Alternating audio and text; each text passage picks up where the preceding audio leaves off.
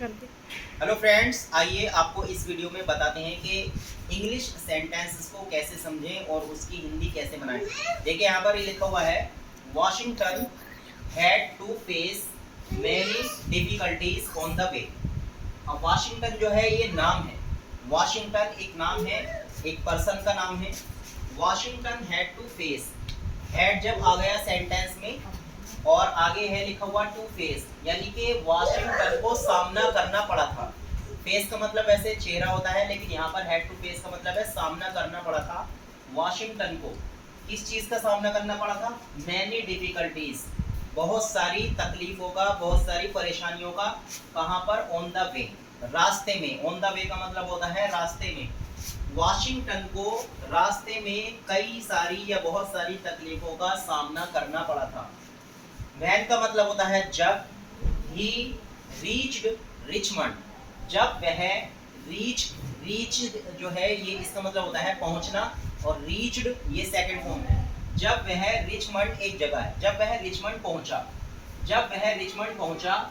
He had no money, अब यहाँ पर कोमा आया है तो कोमा का यहाँ पर मतलब है तो ही हैड यानी कि उसके पास थे नो मनी। अब नो आ गया तो निगेटिव, इसका मीनिंग निकलेगा यहाँ पर ही हैड नो मनी, यानी कि उसके पास पैसे नहीं थे।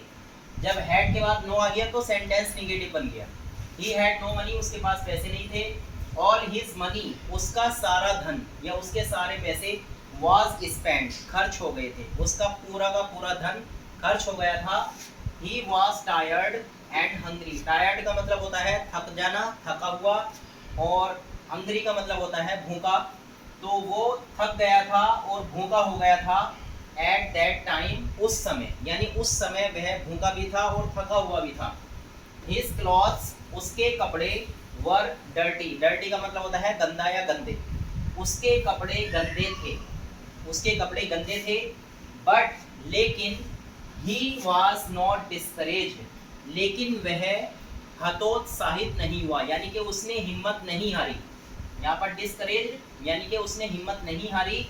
एस, क्योंकि हिज स्पिरिट्स, क्योंकि उसकी जो आशाएं थी, उसकी उम्मीदें थी, वर हाई, वो कैसी थी? ऊंची थी। यानी उसकी बहुत सारी उम्मीदें थी, उसको बहुत सारी आशाएं थी।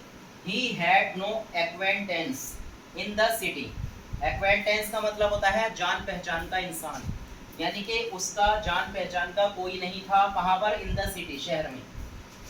उसका जान पहचान का शहर में कोई नहीं था। ही वॉन्टेड टू पास, पास का मतलब यहाँ पर है गुजारना। ही वॉन्टेड, वह चाहता था, टू पास यानी कि गुजारना। क्या गुजारना? द नाइट, रात। वह रात गुजारना चाहता था। इन द सिटी, शहर में, यानी उस शहर में वो रात गुजारना चाहता था। No one was willing to give him place, no one यानी कोई नहीं, वॉज विलिंग यानी इच्छा थी, मतलब किसी की भी इच्छा नहीं थी, टू गिव हिम प्लेस, उसको स्थान देने की, यानी कोई भी ये नहीं चाह रहा था कि उसको जगह दी जाए, उसको स्थान दिया जाए। दोस्तों, ऐसी ही और वीडियोस के लिए चैनल को सब्सक्राइब करें और वीडियो को लाइक और शेयर भी ज़रूर करें।